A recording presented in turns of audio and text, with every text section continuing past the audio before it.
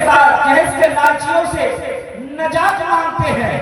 میرے محترم، آج ہمارے علاقے کے ہر وہ انسان جو یہاں موجود ہے، چاہے وہ بیٹی کا باپ ہو، چاہے وہ بہنوں کا بھائی ہو، جہیز کے تعلق سے بے انتہا پریشان ہے۔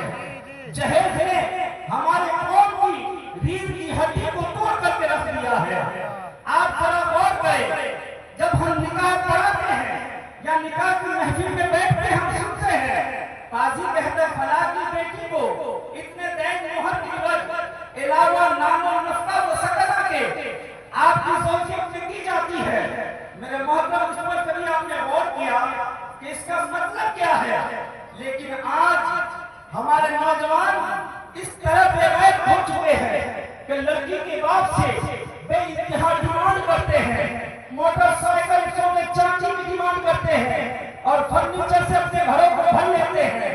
حضرات محترم، اگر آپ کا یہاں آنا عقیدت کی نشانی ہے تو پھر سرکار بابو حضور کی باتوں کی پیروی کرنا یہ مکمل عقیدت کی نشانی ہوگی۔ لہذا یہاں آپ کا آنا آدھی عقیدت ہے، اور اگر مکمل عقیدت دکھانا چاہتے ہیں تو آپ کو سیدی سرکار بابو حضور کی باتوں پر عمل کرنا ہوگا۔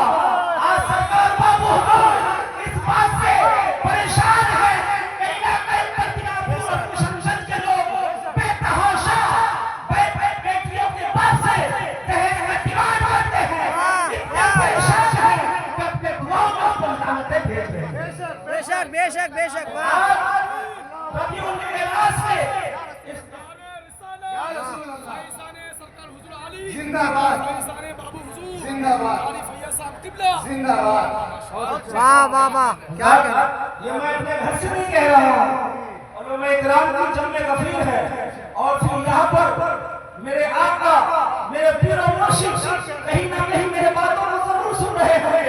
پوری سند کے ساتھ واضح فائد پاتے ہوئے آپ تک پہنچا رہا ہوں۔ قسم خدا کی، اگر کسی بیٹی کے باپ کو آپ نے یوں ہی ہوئی کیا، کسی بیٹی کے باپ کو آپ نے یوں ہی اس طریقے سے پریشان کیا، تو پھر آپ کا حضور صلی اللہ علیہ وسلم کی اس حدیث پر عمل نہ رہا جس پر میرے آقا نے فرمایا کہ نکاح کم خرچ میں کیا کرو کہ اس میں برکتیں حاصل ہوتی ہے۔ میرے محترم